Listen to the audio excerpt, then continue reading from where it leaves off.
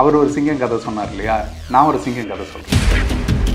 நேரடியாக உங்களால் விமர்சிக்கிறதுக்கு உங்களுக்கு தைரியம் இருக்குதாங்கிறதான் கேள்வி. போன முறை தமிழ் தேசியம் கண்ணுன்னீங்க, இந்த முறை தமிழ் தேசியம் எங்க போயிடுச்சு? ஏன்னா நீங்க பேசுனீங்கன்னா திரும்ப உதவிடும். ஸ்டாலின் அவர்களே அங்கிள் அங்கிள்ங்கிறீங்க, எடப்பாடி யாரு, அப்ப அம்மையார் ஜெயலலிதா யாரு? இதை நீங்க சொல்லணுமா இல்லையா? கொள்கைகள்ல அவங்க ஃபாலோ என்ன கொள்கை? நீங்க அண்ணாவோட கொள்கையை எடுத்து என்ன நீங்க செயல்படுத்துறீங்க சொல்லுங்க. கவின் அவர்களுடைய படுகொலைக்கு பிறகு அவர் பேசாமல் மௌனித்து கிடந்தது மிகப்பெரிய அதிருப்தி ஏற்படுத்தியிருக்கு. இந்த ஒரு சாதிய மனப்பான்மையோட நீங்க வந்து இந்த இதுக்கு எதிராக நம்ம வந்துட்டு ஒரு முடிவு எடுத்துட்டோம்னா அதிக சாதியினுடைய வாக்கு நமக்கு கிடைக்காம போயிடும் அப்படிங்கிறதுனால நீங்க செயல்படுவீங்கன்னா என்ன சமூக நீதி நீங்க பேசுறீங்க? ஒருத்தனுக்கு தவறு இழைக்கப்படுதுன்னா எதுக்க இருக்கிறவன் எவனா இருந்தாலும் தவறிடாது சொல்றதுக்குண்டான தைரியம் உங்களுக்கு இல்லைன்னாக்க அப்புறம் எதுக்கு இந்த வார்த்தையை சொல்லுகிறீங்க? நாங்க பலமா இருக்கிறவங்களை மட்டும் தான் எதிர்ப்போம், பலகீனமா இருக்கிறவங்களை எதிர்க்க மாட்டோம். சிங்கம் அப்படின்னு கூட்டமா தான் வாழும், கூட்டமா தான் வந்துட்டு இருக்கும். எவன்டா கூட்டணி கிடைப்பான்னு தான் நிற்கும், புலிதான் தனித்து இயங்கும். நீங்க முழுக்க முழுக்க உங்களை சுத்தி இருக்கக்கூடிய நபர்கள், ஸ்ட்ராட்டஜிஸ்ட்னு சொல்லக்கூடிய நபர்கள் சொல்றதை மட்டும் நீங்க கேக்குறீங்க. டிஎம்கே வந்துட்டு ஆளுங்கட்சியா இருக்கா, நாமும் ஆளுங்கட்சி ஆகணும்னு ஆசைப்படுறோமா, அப்ப டிஎம்கே வெர்சஸ் டிவிகேங்கிற நரேட்டிவை செட் பண்ணுவோம். ஆனா அது மக்களிடையே எடுபடாதுன்னு சொல்றோம். Holidays nale adu namma GT Holidays da. GT Holidays, South India's #1 travel brand. You know you are special when you're with GT Holidays. ஜெயச்சந்திரனின் அடடா ஆடியோ ஆஃபர் 5 முதல் 70% வரை டிஸ்கவுண்ட். வணக்கம் சார். வணக்கம். தமிழக வெற்றி கழகத்தினுடைய 2வது மாநில மாநாடு மதுரையில் நேற்றைக்கு நடந்து முடிஞ்சிருக்கு. பல்வேறு விமர்சனங்கள் வைக்கப்பட்டு இருக்கு, பல்வேறு தரப்பினர் இதை பாராட்டிக்கிட்டு இருக்காங்க, நல்லா இருக்குன்ட்டு. நாம் தமிழர் கட்சி இதை எப்படி பாக்குறாங்க? சோபிக்கவில்லை அப்படின்னு தான் பார்க்க வேண்டியதா இருக்கு. ஓகே, நம்ம மீண்டும் மீண்டும் சொல்லக்கூடிய விஷயம் என்னன்னாக்க, நீங்க இன்னும் சினிமாவில் இல்ல, அரசியலுக்கு வந்துட்டீங்க. அரசியல் படுத்துங்க. உங்களுடைய தொண்டர்களாக வரக்கூடியவர்கள் ரசிகர்களாகவே வச்சிருக்காதீங்க, தொண்டர்களாக மாற்றுங்கள். ஏன் அப்படின்னாக்க, மாற்று சக்தின்னு வரக்கூடியவங்க அடுத்த தலைமுறைக்கு உண்டான அரசியலை நீங்க வந்து பேசணும் அப்படின்னாக்க, தலைமுறை ஒரு தலைமுறையை நீங்க வந்துட்டு வார்த்தெடுக்க வேண்டிய பொறுப்புல இருக்கிறீங்க. அந்த பொறுப்புல இருந்து தவறாம நடந்துக்கோங்கன்னு நம்ம சொல்றோம். அதுல இருந்து அவங்க ஒவ்வொரு முறையும் தவறிக்கொண்டே போறாங்க. இன்னும் சொல்ல போனா, போன மாநாட்டுல இருந்த கூட்டம் அளவு கூட இந்த மாநாடு இல்லை அப்படிங்கிறாங்க, கூட்டம் குறைஞ்சிருச்சுங்கிறாங்க. மாநாடு திடல் எம்டியா இருந்ததாகவும், விஜய் அவர்கள் நடந்துட்டு வந்தோடனே எல்லாரும் வெளியேறிட்டதாகவும், இது மாதிரிலாம் சொல்றதெல்லாம் இருக்கு இல்லையா, அது அவர்களுடைய போதாமையை காட்டுது அப்படிங்கிறத நம்ம சொல்ல வேண்டியது இருக்கு. இன்னும் அதுக்கு காரணமாகவும் என்ன சொல்றாங்கன்னாக்க, கவின் அவர்களுடைய படுகொலைக்கு பிறகு அவர் பேசாமல் மௌனித்து கிடந்தது ஒரு சாராருக்கு மத்தியில் அவருக்கு மிகப்பெரிய அதிருப்தி ஏற்படுத்தியிருக்கு. அதனால ஒரு மிகப்பெரிய கூட்டம் அவருக்கு வராமல் போய்விட்டது அப்படிங்கறத சொல்றாங்க. இவங்க காரணம் சொல்றது என்னன்னாக்கா, திமுக எங்களை தடுக்குது, வண்டிகளுக்கு வாடகை எடுக்கல, ரோட்டை தோண்டி போட்டுட்டாங்க அப்படிங்கிற மாதிரிலாம் இவங்க காரணம் சொல்றாங்க. இதே காரணங்கள் விக்கிரவாண்டி மாநாட்டிலையும் இருந்துச்சு. ஆனா அங்க அரங்க நிறைஞ்ச கூட்டமாக இருந்தது, இப்பொழுது இல்லாமல் போனதுக்கு காரணம் என்ன அப்படிங்கறத நமக்கு கேள்வியா பார்க்கணும். அங்க இடம் பத்தலன்றதுக்காகவே இந்த முறை பரப்பளவு இடம் அப்படிங்கிறது ரொம்ப அதிகமாவே எடுத்திருந்தாங்கன்னு சொல்ல. பரப்பளவு எடுத்திருந்தாங்க, நான் இல்லைன்னு சொல்லல. அந்த பரப்பளவுக்கு அவங்க எதிர்பார்த்த அளவுக்கு தான் அவங்க வந்துட்டு மாநாட்டுக்கு உண்டான திரள் அமைச்சிருந்தாங்க. அவங்களுடைய எதிர்பார்ப்பு ஒரு 10 லட்சம் பேர் வருவாங்க அப்படிங்கிற மாதிரி அவங்க வந்துட்டு எதிர்பார்த்து போட்டதாக சொல்றாங்க. 1.5 லட்சம் நாற்காலிகள் வரை போட்டதாக சொல்லப்படுது. அதுவே நிரம்பாமல் போனதாக இருக்கட்டும், அவர்களுடைய கொள்ளளவு அவங்க எதிர்பார்த்திருந்தாங்கல்ல, இவ்வளவு பேர் வருவாங்க, இந்த கொள்ளளவு நிரம்பணும் அப்படிங்கறத அவங்க எதிர்பார்த்திருந்தாங்கல்ல, அந்த கொள்ளளவு நிரம்பாமல் போனதுதான் அவர்களுக்கு மிகப்பெரிய ஏமாற்றமா இருக்கு அப்படிங்கறது நான் பார்க்கிறேன். விஜய் அவர்கள் கவினுடைய ஆணவ படுகொலை பத்தி கண்டிப்பா இந்த மேடையில பேசுவாரு அப்படிங்கிறது நிறையவே எதிர்பார்க்கப்பட்டது. ஆனா அவர் எந்த இடத்துலயுமே இதை பத்தி பேசவே இல்லை அப்படின்னும் போது, பல அரசியல் கட்சிகள் இங்க பண்ற மாதிரி அதே சமூகத்தினுடைய ஒரு வாக்கு வங்கிக்குள்ளதான் விஜய் அவர்களும் போய் உறுதியாக. அதுல என்ன உங்களுக்கு சந்தேகம்? அவர் முதல்ல வந்துட்டு ஒரு கவின் ஆணவ படுகொலை நடந்த முதல் நாளே நீங்க வந்துட்டு அறிக்கை கொடுத்துருக்கணுமா இல்லையா? அறிக்கை கொடுத்துருக்கணும், நேரில் பேசியிருக்கணும், அல்லது வந்துட்டு ஒரு காணொலி காட்சியாவது நீங்க பேசி வெளியிட்டு இருக்கலாம், குறைந்தபட்சம் ஒரு ட்விட்டராவது ஒரு ட்விட் போட்டிருக்கலாம். இது எதுவுமே செய்யலையே. அப்பயே உங்களுடைய முகம் வெளிப்பட்டு போச்சு. அதனாலதான் நான் சொன்னேன், இதனாலதான் அவருக்கு வந்துட்டு கூட்டம் சரியுது அப்படிங்கிறது வந்து விமர்சனம் எல்லாரும் வைக்கிறாங்க, அதை நான் ஏற்கிறேன். அதனாலேயே ஒரு மிகப்பெரிய கூட்டம் அவருக்கு சரிஞ்சிருக்கு அப்படிங்கறத நம்ம பார்க்கலாம். ஏன்னா இந்த ஒரு சாதிய மனப்பான்மையோட நீங்க வந்து ஆதிக்க சாதியினரை மட்டும் ஆதரிச்சு நிற்போம், அல்லது இந்த இதுக்கு எதிராக நம்ம வந்துட்டு ஒரு முடிவு எடுத்துட்டோம்னா ஆதிக்க சாதியினுடைய வாக்கு நமக்கு கிடைக்காம போயிடும் அப்படிங்கிறதுனால நீங்க செயல்படுவீங்கன்னா என்ன சமூக நீதி நீங்க பேசுறீங்க? மத சார்பற்ற சமூக நீதி எங்கள் கொள்கைன்னு நீங்க சொல்றீங்கல்ல, அது என்ன கொள்கை? அப்போ சமூக நீதிங்கிற வார்த்தைக்கு உண்டான அர்த்தம் என்ன? இதுதானே சமூக நீதி. ஒருத்தனுக்கு தவறு இழைக்கப்படுதுன்னா எதுக்க இருக்கிறவன் எவனா இருந்தாலும் தவறிடாது அப்படின்னு சொல்றதுக்குண்டான தைரியம் உங்களுக்கு இல்லைன்னாக்க அப்புறம் எதுக்கு இந்த வார்த்தையை சொல்லுகிறீங்க? திமுகவும் அதே தான் சொல்லிது. சமூக நீதிங்கிற வார்த்தையை வைத்துக்கொண்டு சாதி ரீதியாக எல்லா கட்டமைப்புகளையும் உருவாக்கி கொண்டு அவர்கள் எல்லாத்தையும் செய்வாங்க. அதே தான் நீங்களும் செய்வீங்க அப்படின்னாக்க தேவையில்லையே. ஒரு திமுக போதும். அந்த அண்ணாவையும் எம்ஜிஆரையும் தூக்கி கொண்டு இருக்கக்கூடிய ரெண்டு திராவிட கட்சிகள் போதும். 3வது திராவிட கட்சியா நீங்க எதுக்கு வரீங்க? பல்வேறு அரசியல் பேசியிருக்காரு. இதுல திமுகவை தாக்கியிருக்காரு, பாஜகவை தாக்கியிருக்காரு. நாம் தமிழர் கட்சியுமே வந்து மறைமுகமா அந்த சிங்கம் கதை சொல்லி எல்லாம் வந்து நாங்க பலமா இருக்கிறவங்களை மட்டும் தான் எதிர்ப்போம், பலகீனமா இருக்கிறவங்களை எதிர்க்க மாட்டோம் அப்படின்ற மாதிரி நாம் தமிழர் கட்சியை தான் மறைமுகமா சாடுறாருன்ற விமர்சனம்லாம் இருக்கே. அவர் ஒரு சிங்கம் கதை சொன்னார் இல்லையா, நான் ஒரு சிங்கம் கதை சொல்றேன். லயன் கிங் அப்படின்னு ஒரு படம் இருக்கு, சிங்க ராஜா அப்படின்னு படம் கதை. அதுல ஒரு சிங்கம் இருக்கும். அந்த சிங்கம் என்ன பண்ணுன்னா, வேட்டைக்கெல்லாம் நான் வரமாட்டேன், நீங்க போய் பார்த்துக்கோங்கன்னு ஹைனாக்களை வச்சு வேலை செய்யும். அந்த ஹைனாக்களை வச்சு வேலை செய்யக்கூடிய சிங்கம் கடைசியில என்ன ஆகும்னு பாத்தீங்கன்னா அந்த ஹைனாக்களையே அடித்து கொல்லப்படும். அப்படியாக ஒரு கதை இருக்கும். இதை நீங்க எடுத்து பாத்தீங்கன்னா தெரியும். நான் வேட்டைக்கெல்லாம் வரமாட்டேன், நான் வெளியெல்லாம் வரமாட்டேன், பண்ணையார் மாதிரி நான் வீட்டுக்குள்ளே தான் இருப்பேன் அப்படின்னு நினைக்கிற எந்த சிங்கத்தாலையும் காட்டுக்கு ராஜாக ஆக முடியாது. ஏன் அப்படின்னா களத்துல இறங்கி வேலை செய்யணும். களத்துல இறங்கி வேலை செய்யாம நான் வந்துட்டு உள்ளே தான் உட்காந்துருப்பேன், நான் எப்பயாவது தான் வெளில வருவேன் அப்படின்னு சொல்றது என்ன மனப்பான்மைங்கிறது நீங்க எடுத்து பாருங்க. அந்த கதை மூலமா அவர் என்ன சொல்றாருன்னா, நீங்க நினைக்கிற மாதிரி நான் அடிக்கடிலாம் வெளில வரமாட்டேன், மக்கள் பிரச்சனைக்கெல்லாம் வரமாட்டேன், நான் எனக்கு பசி எப்போ தோணுதோ அப்பதான் நான் வெளில வருவேன் அப்படின்னு சொல்றது என்ன மாதிரியான மனப்பான்மை அப்படிங்கறது நீங்க எடுத்து பாருங்க. அவர் சொல்றாரு சின்ன விலங்குகளை சிங்கம் வேட்டையாடாது. சிங்கத்துக்கு தெரியுமா? ஏன்னா சிங்கம் எல்லா விலங்குகளையும் வேட்டையாடும். அது நாய், நரி, பூனை, பண்ணி எல்லாத்தையும் வேட்டையாடும். புலிதான் தனக்கு தேவையான விலங்கை வந்துட்டு குறி வைத்து தாக்கக்கூடியதாக இருக்கிறது. தனியாக நின்று வேட்டையாடக்கூடியதுங்கிறது புலிதான். சிங்கம் அப்படின்னு கூட்டமா தான் வாழும், கூட்டமா தான் வந்துட்டு இருக்கும். எவன்டா கூட்டணி கிடைப்பான்னு தான் நிற்கும். புலிதான் தனிச்சு இயங்கும். அந்த தனித்து இயங்கக்கூடிய ஆற்றல் யாருக்கு இருக்குங்கிறதான் கேள்வி. நீங்கள் கதை சொல்லி கொண்டு போகலாம், எங்களை மறைமுகமாக சாடலாம், நேரடியாக உங்களால் விமர்சிக்கிறதுக்கு உங்களுக்கு தைரியம் இருக்குதாங்கிறதான் கேள்வி. போன முறை தமிழ் தேசியம் கண்ணுன்னீங்க, இந்த முறை தமிழ் தேசியம் எங்க போச்சு, ஏன் ஒளிஞ்சு போச்சு? ஏன்னா நீங்க பேசுனீங்கன்னா திரும்ப உதவுங்கிறது தெரியும். அப்ப அதனால உங்களால வந்துட்டு அது பேசுறதுக்கு உண்டான தைரியம் இல்லாமல் ஓடி ஒளிந்து கொள்கிறீர்கள் அப்படிங்கிறது தான். நீங்க நிறைய அரசியல் பேசினார்னு சொல்றீங்க. என்னுடைய விமர்சனமே என்னன்னா, அவர் அரசியலே பேசலங்கிறது தான். எவ்வளவோ பேசியிருக்க வேண்டிய விஷயங்கள் இருக்கு. இப்ப நீங்க வந்துட்டு கச்சத்தீவை பத்தி பேசுறாரு. கச்சத்தீவை பேசுறவர் ஏன் காவிரி உரிமையை பேசல, இல்ல முல்லை பெரியார் பத்தி ஏன் பேசல? கச்சத்தீவை பேசுறாருல்ல, பக்கத்து மாநிலத்துல ஏன் பேசல? நீங்க பேசியிருந்தா படம் ஓடாது, அவ்வளவுதானே. உங்களோட அரசியல் அவ்வளவாதான் இருக்கு இல்ல. அப்போ நீங்க இன்னும் சொல்ல போனா ஸ்டாலினை பத்தி பேசுறீங்க. ஸ்டாலினுடைய தாயார் என்னை வந்துட்டு தாய்மானா சொல்லிட்டாங்க அப்படிங்கிறீங்க. அந்த ஸ்டாலினை சுட்டு கொன்றவை யார்? யாருடைய ஆட்சி அதிகாரத்துல அது நடந்துச்சு? அதை நோக்கி நீ உங்களால ஒரு கேள்வி கேட்க முடிஞ்சா?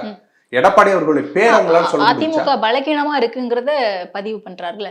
அதிமுக பலகீனமா இருக்குங்கிறது கூட அதிமுகங்கிற வார்த்தையை கூட பயன்படுத்த மாட்டாரு.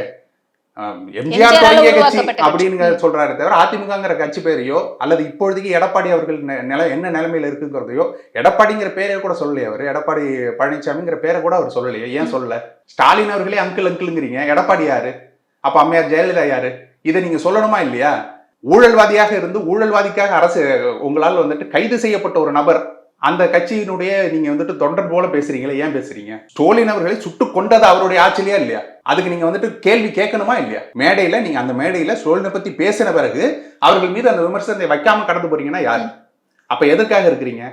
மன்னராட்சின்னு பேசும்போது அந்த மன்னராட்சி வந்துட்டு திமுகவுக்கு பொருந்தும் காங்கிரஸுக்கு பொருந்தாதுன்னா என்ன அர்த்தம்? அப்ப காங்கிரஸையும் பாஜகவையும் விமர்சிக்காமல் இருக்கிறது எதுக்குன்னாக்க நீங்கள் அந்த கூட்டணியில போய் கலந்து கொள்ளலாங்கிற ஒரே காரணம் தானே. அப்ப இது எந்த விதமான அரசியல்? நாங்கள் வந்தால் தனிச்சு நிற்போம், நாங்க தனியா நிக்கணும்னாலும் நிற்போங்கிறீங்களே, நில்லுங்க, அந்த தைரியமான முடிவு எடுங்கன்னு சொல்றோம்.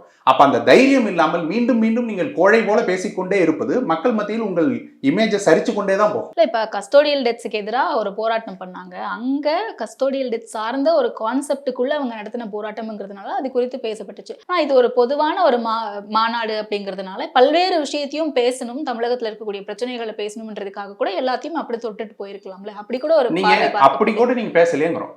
பல்வேறு விஷயங்களை நீங்க பேசுறோம்னு சொல்றீங்க.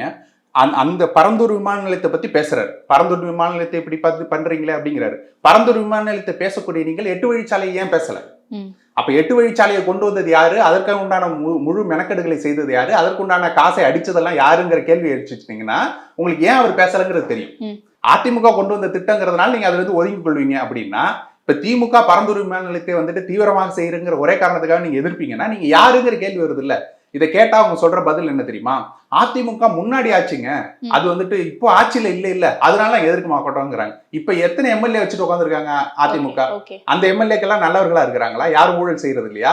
யாரும் வந்துட்டு அவர்கள் எதிர்கட்சியாக உட்கார்ந்து இருக்கக்கூடிய எதிர்கட்சி தலைவர் நல்லவரா இருக்கிறாரா? இப்போ அதை பத்தி நீங்க பேச மாட்டீங்க. அப்ப 4 ஆண்டுக்கு முன்னாடி 5 ஆண்டுக்கு முன்னாடி அவங்க ஆட்சி செஞ்சாங்க, அதை ஏன் நம்ம இப்ப பேசணும் அப்படின்னாக்க, அப்ப 4 ஆண்டுக்கு முன்னாடி தானே அவங்க ஊழல் செஞ்சுட்டு போனாங்க, நான் ஏன் அதை பத்தி பேசணும்னு வாக்காளர் நினைப்பானா மாட்டானா? வாக்காளர் அவன் நான் அதிமுகவுக்கு ஓட்டு போட்டு போறேன் உனக்கு என்னன்னு கேட்க மாட்டானா இல்லையா? அப்ப அந்த கேள்வி உங்களுக்கு வரணும் இல்ல முதல்ல. வரலாற்றை படி, வரலாற்றிலிருந்து பாடத்தை கற்றுக்கொள் நாங்க ஏன் சொல்றோம்? 4 வருஷமோ 40 வருஷமோ எத்தனை வருஷமானாலும் அது உங்களுக்கு ஒரு படிப்பினையை கொடுக்குதா இல்லையா? அவங்க எப்படிப்பட்டவர்கள், அவர்கள் எப்படியான ஆட்சியை உருவாக்கி வச்சிருந்தாங்க, அதிலிருந்து நாம் பாடத்தை படித்துக் கொண்டு அதை செய்யாமல் நாம் எப்படி ஒரு நல்ல ஆட்சியை கொடுப்பதுங்கிறதான படிப்பினை. அந்த வரலாற்றை நான் திரும்பியே பார்க்க மாட்டேன், அதை பத்தி பேசவே மாட்டேன், அவர்களை பத்தி விமர்சிக்கவே மாட்டேன்னா நீங்க யாருங்கிற கேள்வி வருது இல்ல, யாருக்காக வேலை செய்யறீங்கிற கேள்வி வருது இல்ல, அதுதான் நாங்க கேட்கிறோம். டிஎம்கே சென்ட்ரிக் பாலிடிக்ஸாவே இருக்கு, திமுக மட்டுமே மையப்படுத்தி இருக்கு அப்படின்னு சொல்லிட்டு அண்ணா புகைப்படம், எம்ஜிஆர் அவர்கள் புகைப்படம் இருக்கும்போதே நம்ம பார்க்க முடிஞ்சது. அண்ணா அவர்கள் வந்து எப்படி திமுகவை தோற்றுவித்து இன்னைக்கு திமுகவால கைவிடப்பட்டாரோ, அதே மாதிரி அதிமுகவை தோற்றுவிட்ட எம்ஜிஆர் அவர்களுமே வந்து அதிமுகவால கைவிடப்பட்டிருக்காரு. இவங்க 2 பேர் வழியில நான் பயணிக்க கைவிடப்பட்டாருன்னு சொல்றீங்க. அண்ணாவை பத்தி பேசாத திமுக மேடைகள் இல்ல. எம்ஜிஆர் போல வேடம் போட்டுக்கொண்டு எம்ஜிஆர் தொப்பியே வச்சுக்கொண்டு எடப்பாடியார் சுத்தி கொண்டு இருந்தார். கொள்கைகள்ல அவங்க ஃபாலோ பண்றாங்க. கொள்கை நீங்க அண்ணாவோட கொள்கையை எடுத்து என்ன நீங்க செயல்படுத்துறீங்க சொல்லுங்க. அண்ணாவோட கொள்கை என்ன கொள்கை? நீங்க எடுத்துக்கொண்ட அண்ணாவின் கொள்கை என்ன? இல்ல எம்ஜிஆர் வச்சிருந்த கொள்கை என்ன? எம்ஜிஆருக்கு முதல்ல கொள்கை இருந்துச்சா? அப்ப எம்ஜிஆரே கொள்கை இல்லாம தான் பிரிஞ்சு வர்றாரு. திமுகவில இருந்து பிரிஞ்சு வரும்போது அவர் எதுவும் கொள்கை எல்லாம் உருவாக்கி எல்லாம் கொண்டு வரல. திமுகவே அப்படியே கொண்டு வந்து அதிலிருந்து நபர்களை பிரித்து கொண்டு அவர் ஆட்சியை அமைக்கிறார். அவ்வளவுதானே தவிர அவர் கொள்கையை எல்லாம் கொண்டு வந்து நிறுத்தல. இப்ப நீங்க என்ன கொள்கையை எடுத்துட்டு வந்தீங்கிறோம். பெரியாரின் பேரன்னு பாட்டு போடுறீங்க, பெரியார் கொள்கையை நீங்க என்ன எடுத்துட்டு வந்தீங்க பேசுங்கிறோம். அதை தான் நாங்க திரும்ப திரும்ப அண்ணன் கேட்கறது என்னன்னா, கொள்கையை பற்றி பேசுங்கள். உங்கள் கொள்கை என்ன? எதற்காக நீங்க அரசியல் ஒரு கட்சி தொடங்கி இருக்கீங்கன்னா எதற்காக தொடங்கி இருக்கீங்க? அவங்க பேசுறது எல்லாமே என்ன தெரியுமா? நாங்கள் வந்தால் நாங்க சிஎம், நாங்க வந்துட்டு சிங்கம், நாங்க வந்துட்டு வந்தால் உடனே ஆட்சி அமைப்போம், நாங்கள் வந்துட்டு மிகப்பெரிய ஆட்கள், எங்களுக்காக எல்லா இல்லங்களிலும் எல்லாரும் இதை பத்தியே பேசுறீங்களே தவிர மக்களுடைய அவலங்களை எப்ப பேசுவீங்க? மக்கள் படக்கூடிய பாடுகளை எப்ப பேசுவீங்க? அவங்களுக்கு இருக்கக்கூடிய கஷ்டங்களை எப்ப பேசுவீங்க? இன்னைக்கு நடப்பு அரசியலை எப்ப பேசுவீங்க? ஒவ்வொரு திட்டங்களை எடுத்து எப்ப பேசுவீங்க? திமுக கொண்டு வரக்கூடிய ஒரு திட்டம் எவ்வளவு மோசமான திட்டமாக இருக்குங்கிறத எப்ப பேசுவீங்க? பாஜக கொண்டு வரக்கூடிய திட்டம் எவ்வளவு மோசமான திட்டமாக இருக்கிறது, இதனால் மக்களுக்கு என்ன பாதிப்பு வரும், இதெல்லாம் எப்ப பேசுவீங்க? அப்ப இதை பேசினாதான் மக்களுக்கு உண்டான அரசியலாக அது மாறுது. பாஜக கொண்டு வரக்கூடிய ஒரு திட்டம், அது காட்டுப்பள்ளி துறைமுகமா இருக்கட்டும், 8 வழிச்சாலையா இருக்கட்டும், பறந்து அந்த திட்டத்தை எடுத்து இதனால் என்ன விளைவு, ஏன் மக்கள் இதை எதிர்க்கணும் அப்படிங்கறத நீங்க பேசும்போது தானே மக்களுக்கு போய் அது அரசியலாக போய் சேரும். இதையெல்லாம் பேசாம நாங்க வந்து ஆட்சி அமைச்சிரும் பேசுறது பேர் அரசியல் கிடையாது, அது வெறும் கற்பனை தான். அதுதான் கேட்டேன். அப்ப டிஎம்கே சென்ட்ரிக் பாலிடிக்ஸா இருக்க மாதிரியே இருக்குல்ல, திமுக மட்டுமே தாக்கி தாவேகாவா இல்ல திமுகவா அப்படிங்கிறத பார்த்துருவோம், போட்டி மட்டுமே வந்து எங்க 2 பேருக்குள்ளதான் இருக்கு அப்படின்றத சொல்றது மூலமா நாம் தமிழர் கட்சி அலட்சியப்படுத்துறாங்களாங்கிறத தாண்டி அதிமுகவையுமே அங்க மட்டுப்படுத்துறாங்களான்னு கேள்வி இருக்கு. அவங்க நினைச்சுக்கிறாங்க ஒரு விஷயம் என்னன்னா, அவர்களுக்கு எம்ஜிஆர் வைக்கிறது மூலமாகவோ அதிமுக பத்தி பேசுறது மூலமாவோ இவங்க எல்லாம் எங்களுக்கு ஒரு கட்சியே இல்ல அப்படின்னு. நான் அதனாலதான் சொன்னேன், நீங்க ஹைனாக்களின் பேச்சை கேட்டு நடக்கும்பொழுது சிங்கத்தால் அதை வந்துட்டு செய்ய முடியாதுன்னு நான் சொன்னதுக்கு காரணம் என்னன்னா, நீங்க முழுக்க உங்களை சுத்தி இருக்கக்கூடிய நபர்கள், அதாவது ஸ்ட்ராட்டஜிஸ்ட்னு சொல்லக்கூடிய நபர்கள் சொல்றதை மட்டும் நீங்க கேக்குறீங்க. அவங்க என்ன சொல்றாங்கன்னாக்க, நாம வந்துட்டு இங்க ஒரு நரேட்டிவை பில்ட் பண்ணணும், நாம இங்க வந்துட்டு ஒரு மிகப்பெரிய சக்தி, நாம தான் முதன்மை சக்திங்கிறத வந்துட்டு பில்ட் பண்ணணும். அப்ப அந்த நரேட்டிவ்க்கு என்ன தேவைப்படுது? இப்படி ஒரு ஆட்சி மாற்றம் நடந்துச்சா அதை உதாரணமா எடுத்துக்கும், இப்படி ஒரு ஆட்சி மாற்றம் நடந்துச்சா இது உதாரணமா எடுத்துக்கும், இந்த ஆட்சி மாற்றத்தை போல நாமளும் ஆட்சி மாற்றத்தை உருவாக்குங்கிற நரேட்டிவை செட் பண்ணுவோம். அப்ப டிஎம்கே வந்துட்டு ஆளுங்கட்சியா இருக்கா, நாமும் ஆளுங்கட்சி ஆகணும்னு ஆசைப்படுறோமா, அப்ப டிஎம்கே வெர்சஸ் டிவிகேங்கிற நரேட்டிவை செட் பண்ணுவோம் அப்படிங்கிறதை அவர்கள் ஸ்ட்ராட்டஜிஸ்ட் போட்டு கொடுக்குறாங்க. அதை நீங்க பில்ட் பண்ணணும்னு நினைக்கிறீங்க, தப்பு இல்லை, நீங்க பண்ணுங்க, அது உங்களோட அரசியல், நாங்க வந்துட்டு அதுல இது பண்ணல. ஆனா அது மக்களிடையே எடுபடாதுன்னு சொல்றோம். மக்களிடையே எடுபடணும்னா நீங்க நடப்பு அரசியலை பேசணும், நிகழ்கால தவறுகள் என்னென்ன நடந்துகிட்டு இருக்குங்கிறத பேசணும், ஊழல்களை போட்டு உடைக்கணும், ஒவ்வொரு நபரையும் பேரை சொல்லி பேசணும், ஒவ்வொரு கட்சியிலையும் அந்த கட்சியிலிருந்து மாற்றாக நீங்க எனக்கு வரணும்னா நீங்க என்ன செய்யணுங்கிறத பேசணும். அப்ப அது எதையுமே நீங்க பேசாம வெறும் ஸ்ட்ராட்டஜியை மட்டும் பேசுவீங்கன்னாக்க அது உங்களுக்கு உள்ள இருக்க வேண்டிய விஷயம். ஸ்ட்ராட்டஜிங்கிறது ஒரு கட்சியினுடைய விஷயமே தவிர பொதுமக்களுக்கு தேவையில்லை. பொதுமக்களுக்கும் ஸ்ட்ராட்டஜிக்கு என்ன சம்பந்தம் இருக்கு? அவங்க ஏன் அதெல்லாம் பார்க்க போறாங்க? நீ எம்ஜிஆர் இருந்துட்டு போ, என்டிஆர் இருந்துட்டு போ, யாரா வேணா இருந்துட்டு போ, மக்களுக்கு என்ன செய்வா? அதுதான கேள்வி. அந்த கேள்வியை மக்கள் கேட்க ஆரம்பிச்சாங்கனால உங்களுக்கு ஒரு ஓட்டு விழுவாது. அப்ப அதை நோக்கி நீங்க நகரணும்னா மக்களை நோக்கி அரசியல் படுத்துங்கன்னு சொல்றோம். விஜய் மீது வைக்கக்கூடிய விமர்சனங்கள் எல்லாமே நீங்க எடுத்து பாத்தீங்கன்னா, அது நாம் தமிழ் கட்சி வைக்கக்கூடிய ஒவ்வொரு விமர்சனமும் நாங்கள் வந்துட்டு ஒருபொழுதும் விஜய் ஒழிக, தியாவைக்க ஒழிகங்கிற முழக்கத்தை நாங்க எப்பொழுதும் வைக்கிறது இல்லை. ஏன்னா இது கொள்கை ரீதியாக கூடிய கூட்டம். ஒருபோதும் விஜய் ஒழிக அல்லது நாங்க பரம எதிரியா நினைக்கக்கூடிய பாஜக ஒழிக, டிஎம்கே ஒழிக அப்படிங்கிற மாதிரி காங்கிரஸ் ஒழிக இதெல்லாம் நாங்க சொல்லியிருக்கோமா? ஒரு மேடையை நீங்க காட்டுங்க பார்ப்போம். நாம் தமிழர் கட்சி அப்படி நடந்து கொண்டதாக. ஏன் அப்படி நடந்து கொள்றது இல்ல? நாங்கள் கொள்கை ரீதியாக எதிர்க்கிறோம். நீங்க என்ன தவறுகள் செய்றீங்கிறத சுட்டி காட்டுறோம். நாங்கள் வைக்கக்கூடிய விமர்சனங்கள் எல்லாமே அதை நீங்கள் திருத்தி கொண்டால் உங்களால் வளர முடியுங்கிறது தான். நீங்க திருத்தி கொள்ளுங்கள், உங்களால் மிகப்பெரிய சக்தியாக வர முடியுங்கிறதுக்காக உள்ளதுதான் எல்லாமே தவிர நீங்க வந்துட்டு மீண்டும் மீண்டும் வழுக்கிக் கொண்டே போகிறீர்கள் அப்படிங்கிறத நாங்க உங்களுக்கு சுட்டி காட்டுறோம். திரும்ப வழுக்காமல் எழுந்து நில்லுங்கள், சரியான பாதையில நடந்து வாங்க, இங்க ஒரு மாற்றத்தை உருவாக்குங்கிறத நாங்க சொல்றோம். அந்த பாதையிலிருந்து நீங்கள் வழுக்கிக் கொண்டே போக போக விமர்சனங்கள் இன்னும் அதிகமாகத்தான் போகும். Holidays nale adu namma GT Holidays da. GT Holidays, South India's #1 travel brand. You know you are special when you're with GT Holidays. ஜெயச்சந்திரனின் அடடா